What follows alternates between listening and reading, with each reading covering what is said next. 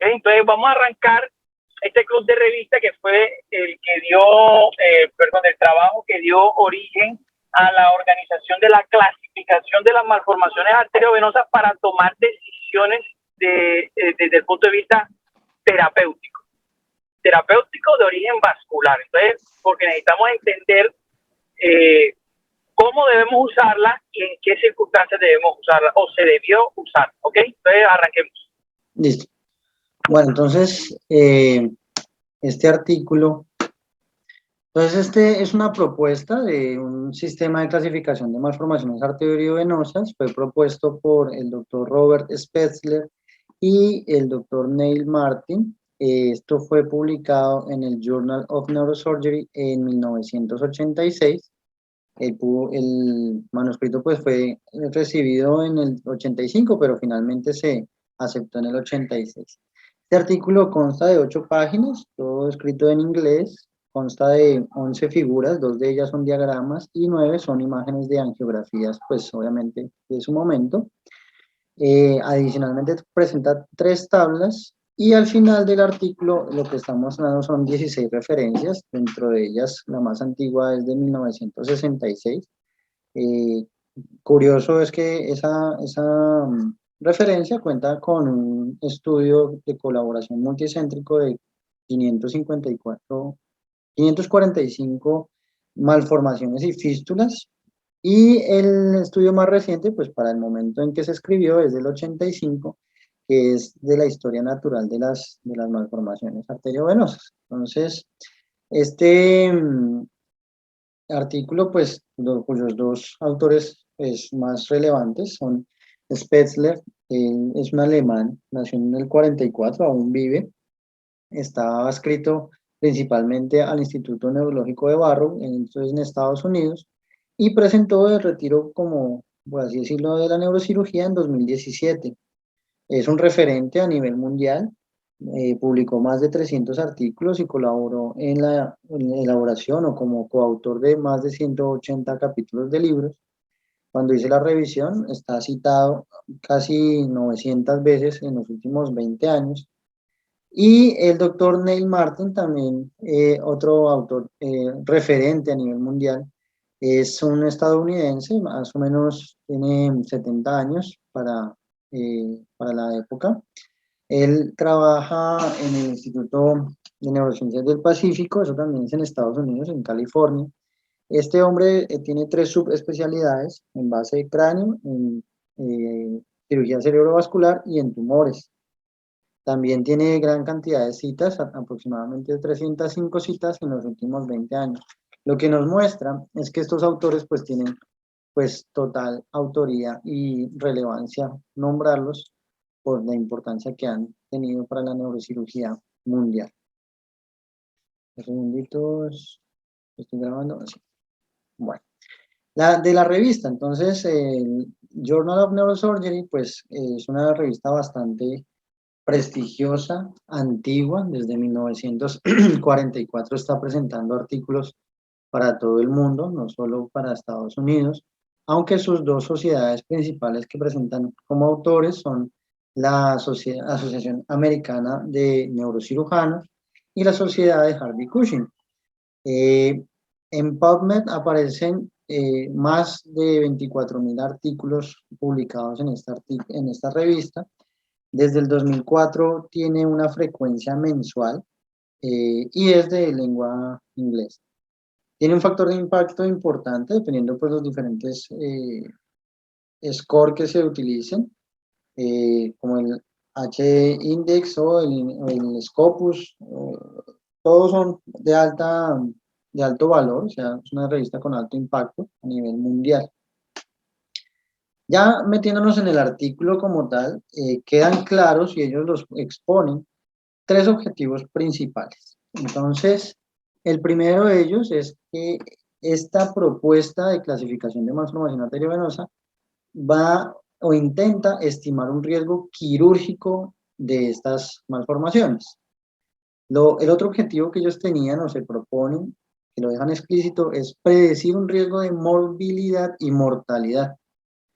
Y lo otro es que para la época habían varios sistemas de clasificación y lo que ellos quieren es crear un sistema que sea más simple, pero que sea suficientemente completo y de fácil aplicación. Esos son los tres objetivos principales que quedan claros en el artículo, en la primera parte del mismo, y pues que son los que se tratan de resolver a lo largo del mismo. Ellos hablan de que efectivamente existían unos sistemas previos de clasificación donde se tenían en cuenta los tamaños de las malformaciones, a su vez el número y la distribución de las arterias de alimentación, más no tenían en cuenta ni la ubicación anatómica ni el drenaje venoso.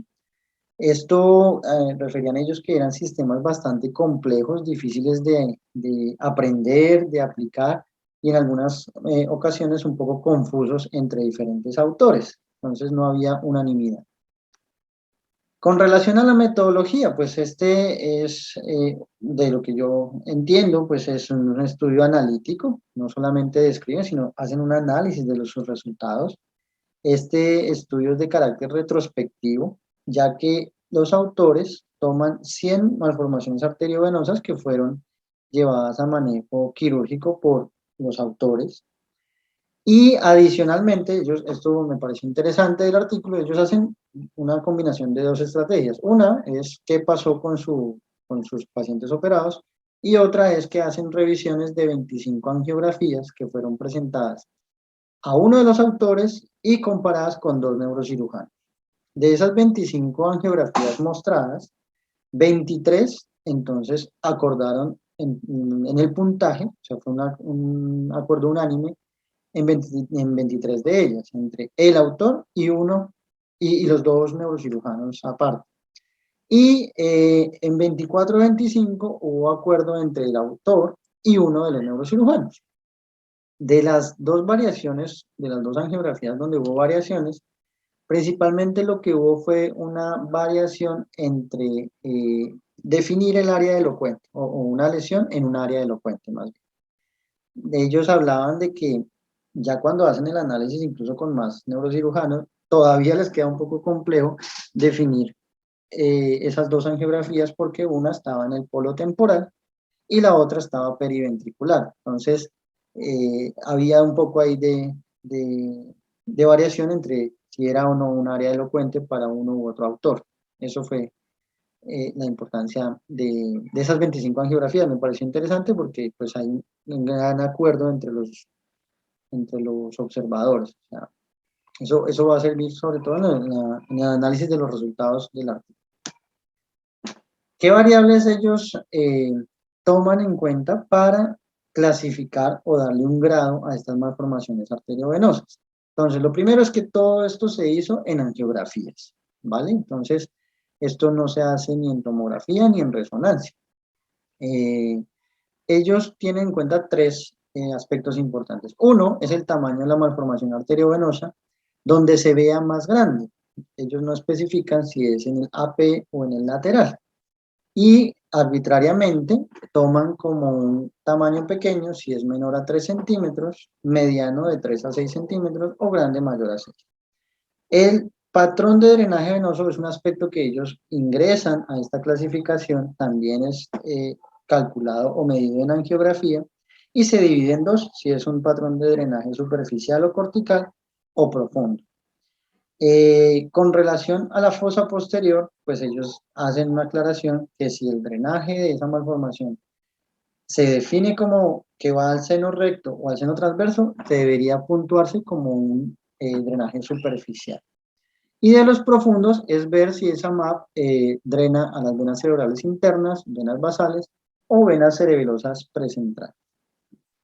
Y el otro aspecto que ellos ingresan a su clasificación es el área donde se encuentra la lesión, si es un área elocuente o no. Eso teniendo en cuenta pues áreas digamos, estudiadas previamente, teniendo en cuenta la clasificación de Brodmann.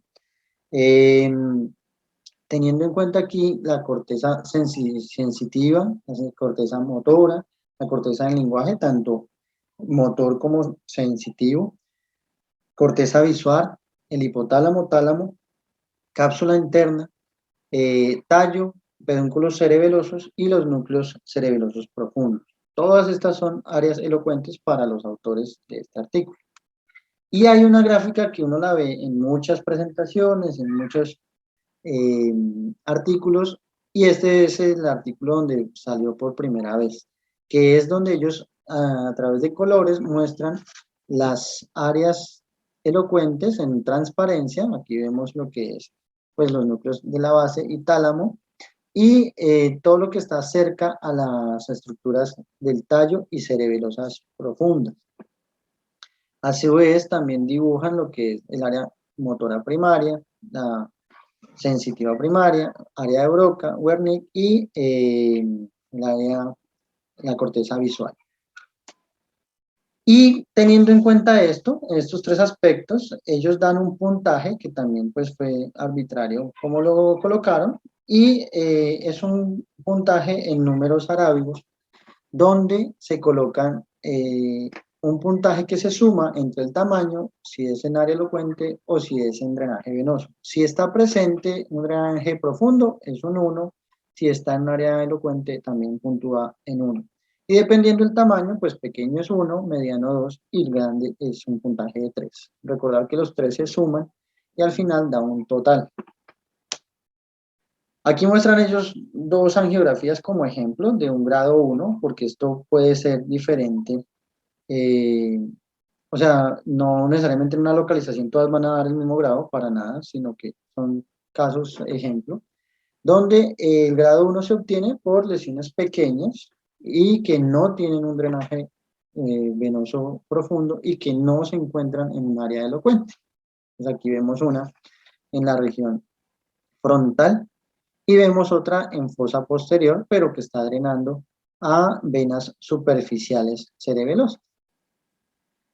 A su vez, se muestran dos ejemplos de grado 5, que es como el puntaje mayor que se puede obtener teniendo malformaciones arteriovenosas de más de 6 o más centímetros. Aquí nos muestran una guía del tamaño, con un drenaje venoso profundo y que se encuentran en áreas elocuentes. Así es como se obtiene un puntaje máximo de 5. Lo mismo para supratentorial o infratentorial. Entonces, esta es, digámoslo así, la gráfica pues, magna del artículo, que es como ellos, las diferentes combinaciones que se pueden tener. Entonces, tenemos que en el grado 1, pues, es netamente una malformación pequeña, que no está drenando a profundo ni está en área elocuente. El grado 2 son 3 combinaciones, donde usted puede tener una malformación pequeña y que puede ser con drenaje profundo, o que puede estar en un área elocuente, o que esté con drenaje profundo y en área elocuente, pero, que esté que sea de drenaje, que sea pequeña y de drenaje profundo. Y las grado 3, pues son combinaciones entre estos, que son el que más variaciones va a dar, que son 4. El grado 4, que son malformaciones que pueden tener un tamaño pequeño, un drenaje profundo y encontrarse en área elocuente, un tamaño mediano, perdón, para que les des puntaje de 4. Y el grado 5, pues es el grado máximo, que son de tamaño grande, 3 puntos, que tienen drenaje profundo, 1 punto, y que están en un área elocuente, 1 punto. Todo eso sumatoria de 5. Adicionalmente, aunque no hace parte de la clasificación que ellos proponen, ellos la nombran como un grado 6, como unas malformaciones inoperables. Esto lo definen ellos con un ejemplo que lo ponen aquí, con una malformación arteriovenosa que está pues en tallo cerebral, alimentada por ramas de la arteria basilar, y que es de un componente difuso en el tallo, y pues que el riesgo quirúrgico pues es extremadamente alto y por lo tanto no se beneficia de ningún procedimiento de resección abierta. Ellos muestran una de las tablas, que es la correlación que existe entre la malformación arteriovenosa, o sea, el grado de esa malformación, teniendo en cuenta lo que ya vimos, y el riesgo quirúrgico. Entonces, lo que ellos están mostrando aquí, pues es el grado, que lo están mostrando en números romanos, el número de casos que tuvieron de cada uno de esos grados, teniendo en cuenta que se tuvo gran cantidad en grados 3 y en grado 1, y miraban si el paciente no tenía ningún déficit o si presentaba algún tipo de déficit. Estos déficits fueron definidos como mayores y menores, ya vamos a ver qué características tenían cada uno, y como se los dije al inicio, uno de los objetivos era identificar el riesgo de mortalidad, pues colocaron también el porcentaje de muertes, que como vemos en ninguna de las presentaciones, en ninguno de los casos, se presentó. Entonces, para tenerlo en cuenta en el análisis. Como les decía, hay hay déficit menores y déficit mayores. Entonces, comencemos por los más sencillos, que son menos. Los déficits mayores, pues que el paciente salga con una hemiparesia, o que si tenía afasia, pues que esta incremente, que tenga una hemianopsia homónima, o que tenga un déficit neurológico severo, con una afasia severa o una hemiparesia. Y los menores es que tengan un incremento temporal o leve del déficit que presentaban antes, ya sea un déficit dentario, un déficit en el lenguaje, un déficit visual, o de que si tenían algún déficit motor previo, pues que aumente, o de par craneano, que aumente o que sea por un tiempo temporal, ellos lo llamaban así como temporal, y nombraban esto como temprano o de resolución rápida hasta 3 días. Si presentaba alguno de estos, pues se clasificaba como un déficit menor o un déficit mayor. También presentaban, la otra figura que mostraban, es la correlación entre los grados de malformación y los resultados quirúrgicos. Entonces, lo que uno ve acá es que en el eje de las Y muestran el porcentaje de déficit combinándolos, y en barras coloreadas o negras, punteadas o negras, pues se están mostrando qué tanto déficit tenía. Si era un déficit mayor, entonces ve uno que en la escala, entre más alto es el grado, pues mayor cantidad de déficit va a tener, tanto mayores como menores. Pero curiosamente, en el grado 4 presentan un déficit menor, mayor cantidad de pacientes comparado al grado 5, aunque pues la diferencia tampoco es que sea mucho. Pues lo que muestra esta tabla es que a medida que aumenta el grado, pues aumenta el riesgo de un déficit, o sea, de morbilidad. Entonces, vuelvo a esta diapositiva, que son los objetivos para ya ir terminando. Entonces, los objetivos, recordar que ellos los dejan claros y son, primero, estimar el riesgo quirúrgico. Ya vamos a ver si se cumple o no. Predecir el riesgo de morbilidad y de mortalidad. Ellos lo dejan explícito y pues vamos a ver que no necesariamente se cumplió. Y el otro es crear pues un sistema simple pero suficientemente completo de fácil aplicación. Entonces, estas son pues, mis conclusiones con relación al artículo. Recordar que esto es una revisión de Club de Revistas. Entonces, de conclusiones del artículo. Entonces, parados en 1986, uno puede decir que con este artículo, que es una propuesta para graduar las malformaciones arteriovenosas, se ve que hay un mayor riesgo de morbilidad a medida que aumenta el grado de la malformación. ¿Qué se puede decir? Esta es una herramienta sencilla, puede ayudar y que puede ayudar a predecir el riesgo de morbilidad quirúrgica. ¿Por qué? Porque se ve que a medida que se operan pacientes con una MAP de más grados, hay mayor riesgo de que tenga algún déficit, teniendo en cuenta que el déficit puede ser mayor o menor. Sin embargo, aunque ellos se lo propusieron, no se logra determinar un riesgo de mortalidad con esta clasificación. Y de otro aspecto importante a tener en cuenta es que un grado 1 no significa que va a ser una MAP sencilla de operar o que no va a tener un riesgo quirúrgico importante, porque ellos mismos lo anotan, pueden haber arterias de gran calibre que alimenten esa MAP y aunque sea de pequeño tamaño, o sea un grado 1, pueden tener un sangrado excesivo y pueden generar gran compromiso en el paciente o afectar un área cercana que no necesariamente es elocuente porque es un grado 1, pero que puede ser lesiva, el sangrado, edema o incluso pues el control de la hemorragia intraoperatoria. Entonces, digamos que de fortalezas del artículo, entonces pues esta es una clasificación pues simple, es de fácil aprendizaje porque mete tres aspectos, lo que es el tamaño, si tiene drenaje profundo o superficial y si está en el área elocuente o no. Y ahí nos definieron qué es área elocuente, nos definieron qué es drenaje superficial. Entonces, digamos, es sencilla. Es fácil de aplicar, pues si de pronto la memoria no es tan fácil de aprender, pues usted la puede tener impresa o pues la aplica. ¿Qué es algo importante de lo que se vio en el artículo? Hay una buena correlación interobservador.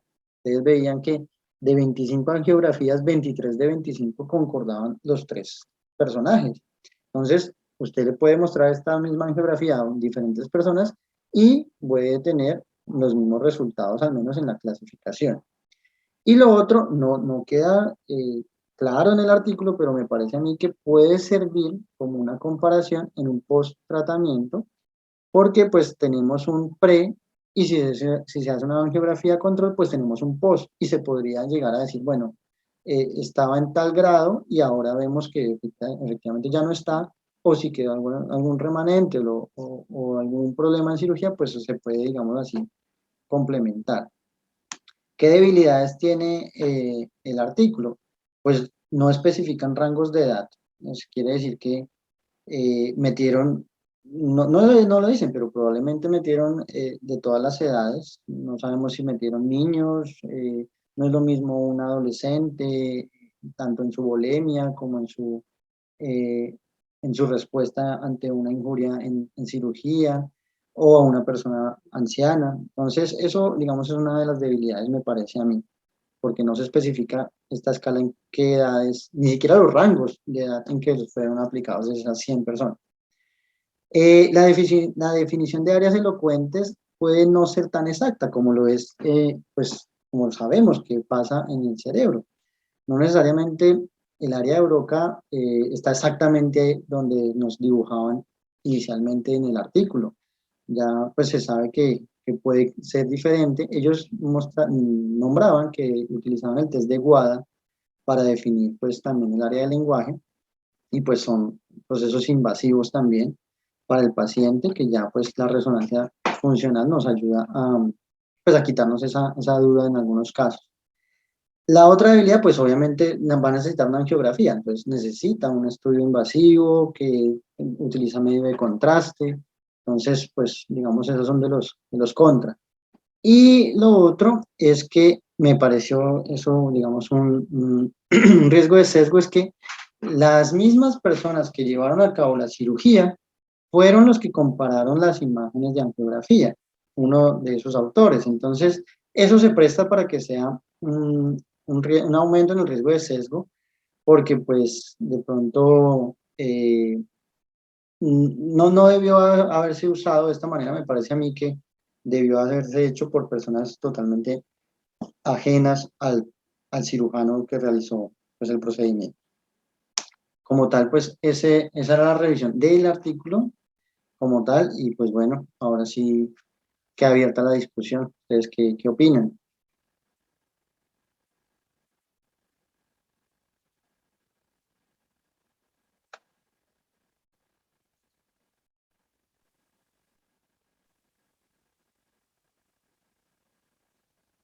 Buenas noches, nuevamente. Claudio, sí, lo escuchamos. Bueno, Santiago, bueno, frente al artículo, como hemos venido con nuestra metodología, pues estamos tratando de ser, digamos, lo más críticos posible. Estoy de acuerdo en muchas de las cosas que dices acerca de las fortalezas y las debilidades del artículo. Yo, pues, tengo para decir varias cosas. Uno, pues, el inglés comparado con el español no es tan rico en cuanto a palabras, pero si uno se va a la definición de área elocuente, ahí dicen clarito adyacente. Y adyacente en español significa que está muy próximo o unido. Ajá. O sea que De ahí uno partiría en decir que no precisamente tiene que estar el nido de la malformación en el área elocuente, sino que, pues, como ahí dice en el artículo, adyacente, o sea, también muy próximo podría ser. Esa es una de las cosas. Segundo, desde el punto de vista metodológico, me parece que le faltó rigor metodológico. No describe, a pesar de que uno podría creer que es obvio, pero pues si uno quiere reproducir un estudio, tiene que tener todas las herramientas de saber cómo se hizo, entonces no describen los procedimientos quirúrgicos, no hacer una descripción pues larga de un procedimiento quirúrgico, sino más o menos describir de qué forma lo realizaron. La otra cosa es que me parece que no utilizaron ninguna de las herramientas que se deben de utilizar, o sea, no se aplicaron las herramientas estadísticas y de medidas de asociación. Queda uno con la duda de si la grado 3 también puede ser quirúrgico, porque si uno compara y uno ve que fueron 24 pacientes o 25, no recuerdo bien, y solamente uno hizo una complicación, un déficit mayor, y 2 o 3 hicieron déficit menores, entonces uno dice, si le hubiésemos aplicado de pronto a esos herramientas o medidas de asociación, podría ser que la grado 3 también pudiese ser una malformación en la que se pudiera hacer un tratamiento quirúrgico. También creo que se podría haber hecho, a pesar de que nos aparece que no hubo mortalidad en ninguno de los pacientes, creo que se podría haber hecho un análisis multivariado o multivariable, porque ellos lo describen muy bien y cada uno de los ítems tiene riesgos diferentes. Entonces, no es lo mismo un grado 2 por drenaje venoso profundo que por tamaño más área elocuente, que si es por tamaño y drenaje venoso profundo. Uno supondría que tendría otros riesgos diferentes al daño o al déficit neurológico, tendrían unos riesgos diferentes, quizás riesgo de mortalidad en los pacientes con drenaje venoso profundo. Entonces, a pesar de que para la época, y sigue siendo un artículo referente, creo que en esa época ya esas medidas de asociación y esas herramientas epidemiológicas ya estaban. Entonces, se pudieron haber utilizado y hubiese enriquecido más el artículo. Es lo que yo creo frente a la revisión. Perfecto, sí. Gracias.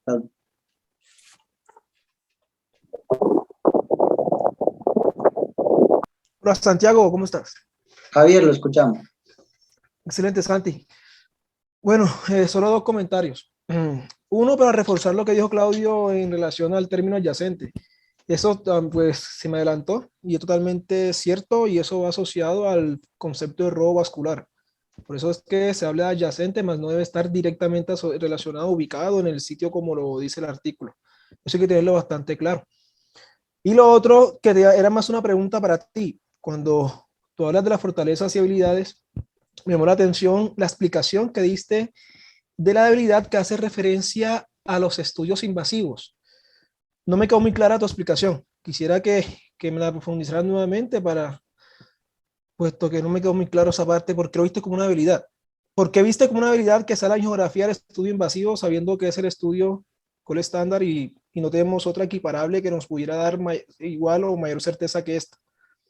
Pero el resto, pues, muy bien. De resto, excelente. Me gustó tu análisis. No, pues lo pensaba, pues de pronto no una debilidad, sino pues que pues se le requiere de pronto más tecnología, se requiere que el paciente sea llevado a un estudio invasivo como es la angiografía, administrar un medio de contraste. De pronto sí no es como tal una debilidad, pero sí es un aspecto a tener en cuenta para poder calcular esta propuesta de clasificación. Diferente así de pronto fuera una angiotomografía o si fuera una resonancia o angioresonancia. Listo, como todavía no tenemos un equiparable, por ende toca eso. Exacto. No, pero, bueno, vale, ya te entiendo bien tu punto. Vale. Y recordar el año en el que estamos. Sí, sí, exactamente, totalmente. Exacto. Buenas noches, me robó las palabras del doctor Alvis, recordar el año en el que estamos y el comparativo que queremos hacer de un artículo que fue pionero con una persona que desarrolló mucha experiencia en las malformaciones y que es una clasificación que se creó para radiocirugía, perdón, para cirugía abierta, que estamos tratando de equiparar a las mayores opciones que tenemos ahora, que está cirugía, endovascular y radiocirugía, ¿no? Realmente hacer críticas en relación a la parte metodológica, en relación a la parte quirúrgica. Creo que era la voz del doctor Claudio, ¿puede ser? El primero que habló, sí, señora. Sí, ¿cómo estás, doctor Claudio? Sí, es que hacer una descripción de la técnica quirúrgica va a variar mucho de un servicio a otro. Me parece que la bondad del artículo, sin haberlo revisado, porque Santi me invitó hace poco, me parece que la bondad del artículo es que definitivamente existen clasificaciones basadas en el tipo de drenaje, en la elocuencia, en la ubicación y en el tamaño de las malformaciones, y que eso va a incidir en las conductas. En la clasificación se quedan cortas ciertos aspectos que son muy típicos de los hallazgos vasculares, que el doctor Alvis, el doctor Bellido y las personas que de pronto han estado con nosotros en neurodinamia, seguramente el doctor Claudio también lo ha visto en el servicio donde está.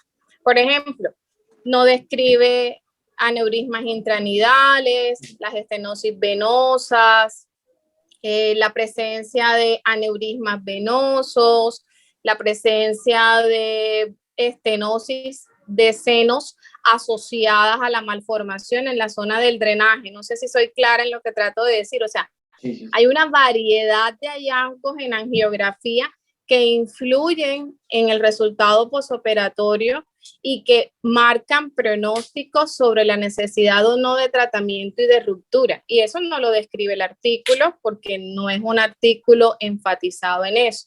Sin embargo, es el estándar que usamos actualmente y que todos seguimos usando para clasificar las malformaciones, pero hay una serie de detalles de la hemodinamia de la malformación que primero solo se ven en una angiografía. Ahí le daría la razón al doctor Bellido sobre la debilidad. Es muy difícil ver eso en una angioresonancia o en un angiotac. Y depende mucho de los canales del equipo. No sé, creo que el doctor Alguien me corrige. ¿El Bocarán de cuánto tiene? ¿32 canales o 16? 16.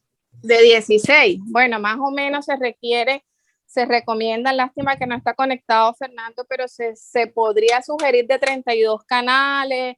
O sea, para que un angiotago, una angioresonancia superen la calidad de imagen y de evaluación del movimiento, no creo que exista un equiparable, porque ella te podría brindar imagen en una sola secuencia, o en arterial o en venoso.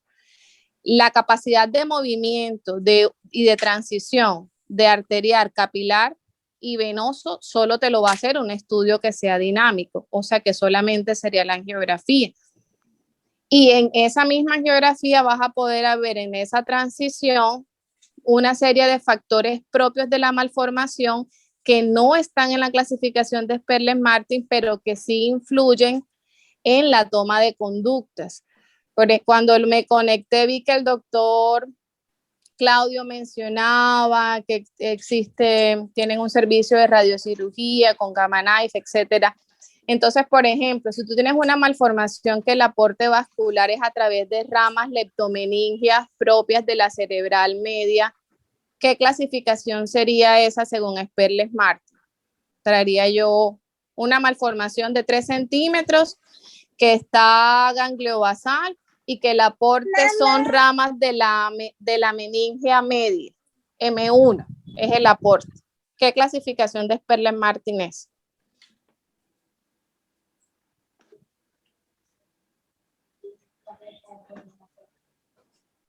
Pero el drenaje, Lo que pasa, hola doctora Gina, ¿cómo está?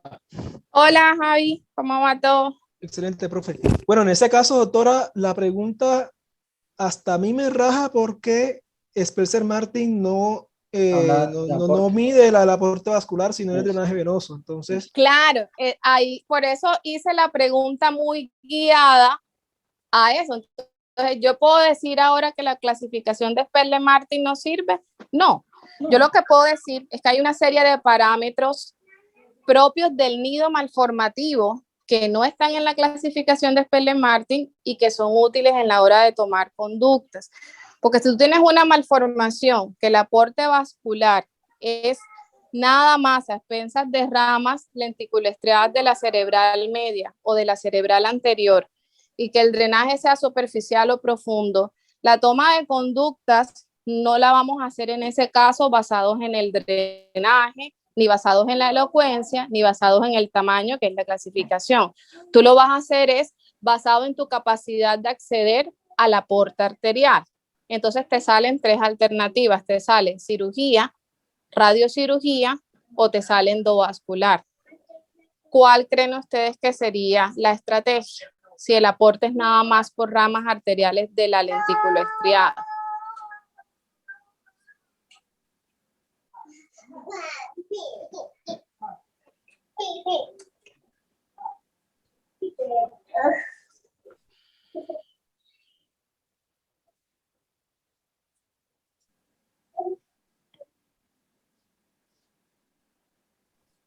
doctora, si son únicamente de la lentícula estriada, sabemos que estas arterias van hacia los ganglios de la base. Entonces yo creería que nos quedaría como opción ya sea la radiocirugía o la embolización. La cirugía en ese caso no se optaría porque estamos hablando de una malformación profunda.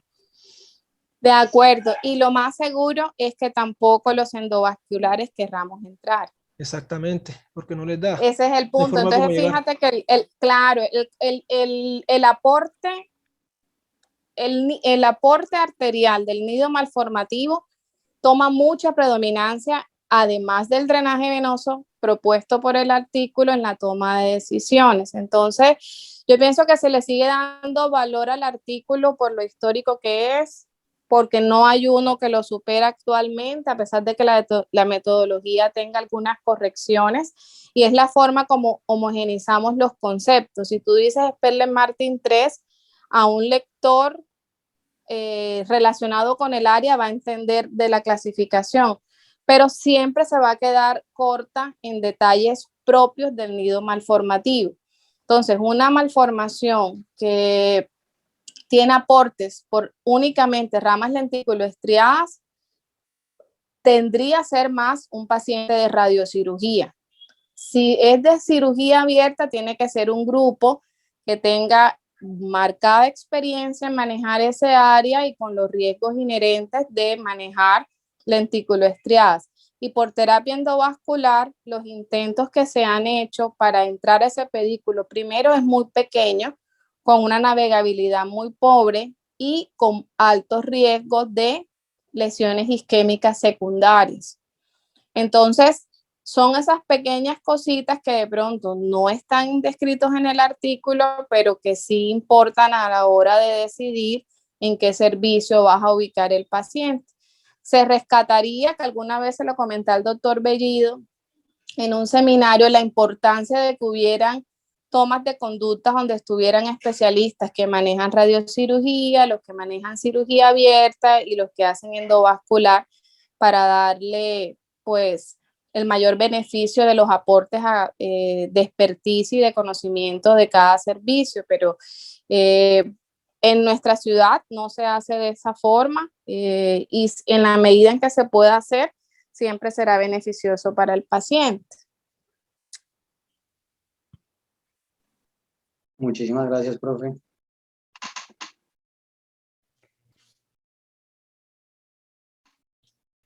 ¿Algún otro comentario?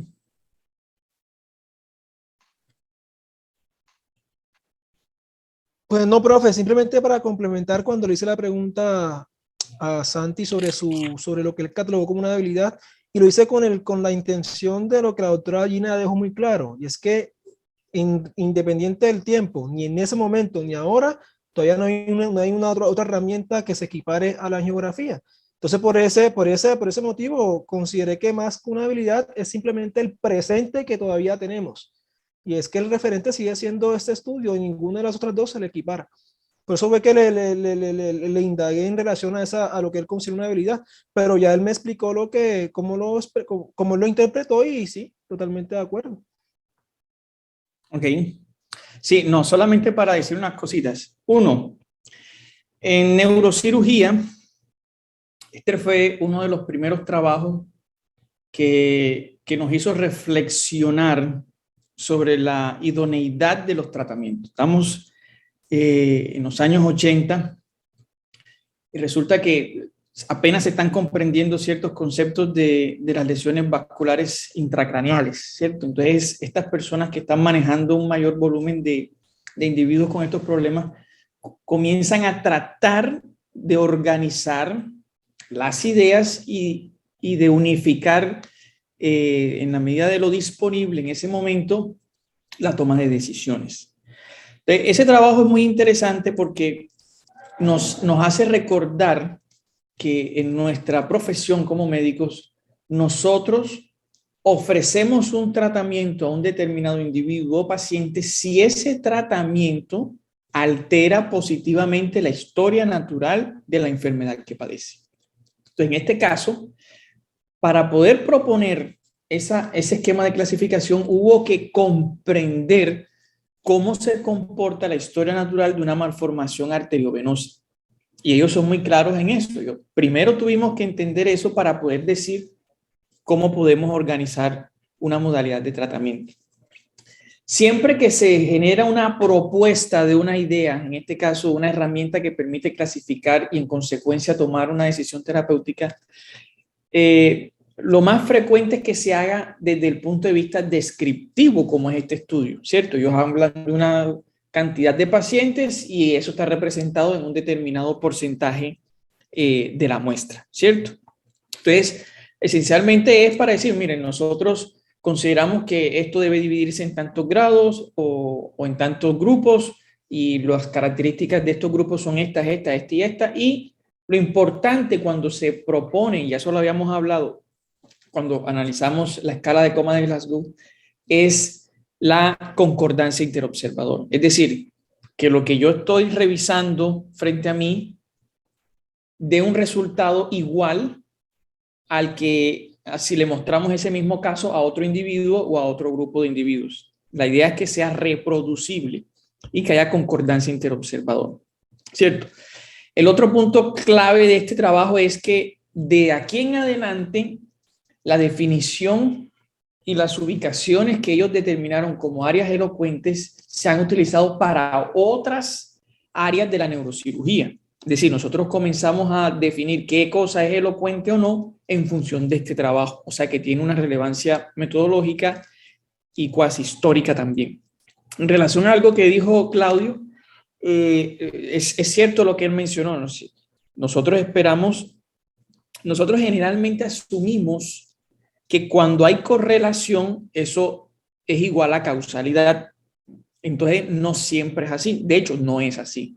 Yo puedo tener correlación entre lo que estoy observando, pero eso no significa que la historia natural o que el sustrato patológico se deba a lo que yo estoy observando. Solamente estoy analizando el comportamiento en función de la herramienta que estoy generando.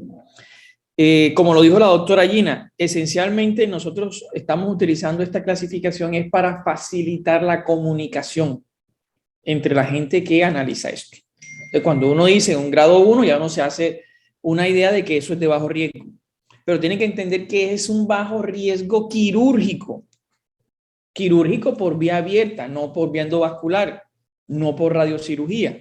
Solamente podemos hablar de este tipo. Es decir, que si yo tengo un paciente y le voy a hacer un tratamiento endovascular, no sería correcto clasificarlo exclusivamente por la clasificación de Speller-Martin, porque esa clasificación no está hecha para eso.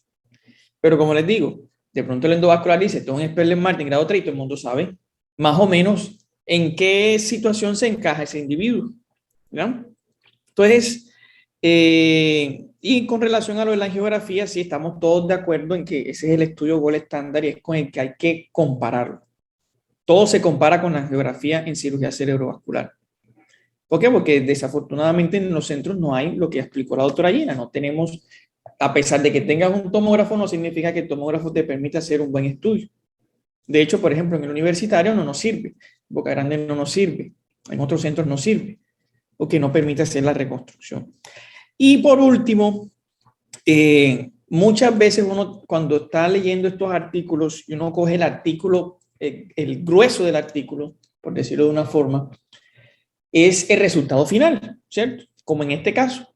Pero la mayoría de los artículos grandes e importantes se acompañan de una información suplementaria.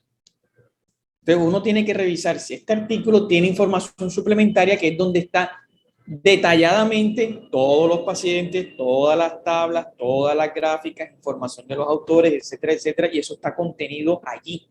O sea, no hace parte del trabajo, de la publicación final del trabajo, sino como un supplemental data. Generalmente lo encontramos así. Entonces, no se queden exclusivamente cuando estén leyendo en lo que sale en el artículo original, sino en la información que lo acompaña. Y así muchas cosas quedarán más claras. Doctora Alvistán, es que la clasificación es valiosa y permite homogenizar conceptos que hasta el radiólogo la usa. Si usted se da cuenta cuando le reportan cuando hemos visto los reportes por resonancia magnética o por angioresonancia, el mismo radiólogo, algunos que son juiciosos o que de pronto tienen más experiencia en neuroimágenes, ellos te las clasifican basado en la Speller-Martin. Exactamente. Que es una descripción que no es de radiología y la usa el radiólogo. Entonces, el radiólogo, yo he recibido muchos informes que dice malformación arteriovenosa de tal tamaño, con tal drenaje, y el radiólogo te pone Speller-Martin tal. No es una clasificación del área de radiología, pero cuando a cualquier lector, radiólogo, neurocirujano vascular, neurólogo, ya ve Speller-Martin 1, Speller-Martin 3, 4, le da una visión de pronto de con qué prioridad maneja el paciente, a quién se lo manda y qué le dice al paciente cuando lo tiene frente a su consulta. Entonces, sigue siendo valiosa en relación a la capacidad de unificar el concepto de todas las personas que pueden participar en el diagnóstico y tratamiento de una MAP, porque ahí incluso hay que meter a los radiólogos y ellos la usan también. Los reportes, algunos vienen con la clasificación de Speller-Martin, que es de neurocirugía. Exactamente, sí. Lo que pasa es que cuando el estudio lo permite, ellos se atreven. O sea, cuando el estudio les da la facilidad de que esta es la vena de drenaje, termina tal seno, se está nutriendo de esto, pero como lo hemos visto, o sea, ¿de dónde nace el asunto? Nace de una observación angiográfica. ¿Sí? Entonces es como si yo quisiera, tengo un tornillo que afloja o que aprieta con un destornillador de pala, pero yo tengo un atornillador de cruz. Pues tengo un atornillador, pero no me sirve. Entonces, metodológicamente hablando, en palabras castizas, no sería correcto hacer una clasificación de Speller-Martin que esté obtenida por un estudio diferente a la angiografía. O sea, porque el estudio original dice la angiografía es la que te va a dar la información. Eso es facilitado por la técnica de imagenología. Cuando es confiable, ellos se atreven, pero mientras tanto no. Pero sí, eso es un aporte valioso porque eso ocurre con frecuencia. Sí, profe, y eso es muy importante porque quizás si ese estudio que dice la doctora Gina le diga a un neurocirujano, uno sabe muy bien que eso no reemplaza el hecho que hay que hacer una angiografía. Eso lo tenemos claro los residentes y los neurocirujanos, pero si ese estudio llegase a manos de otro especialista que de pronto ha escuchado o oído la clasificación y ve que es un grado 1, un 1, de pronto pueda quedarse muy tranquilo y quizás no está haciendo una buena definición del paciente. Por ese aspecto yo creería que radiología no debería hacer eso, pero es bueno que uno lo tenga claro, que ese reporte no reemplaza el hecho de que hay que hacer una angiografía para hacer una adecuada clasificación. De acuerdo. Bueno, si no tenemos más comentarios,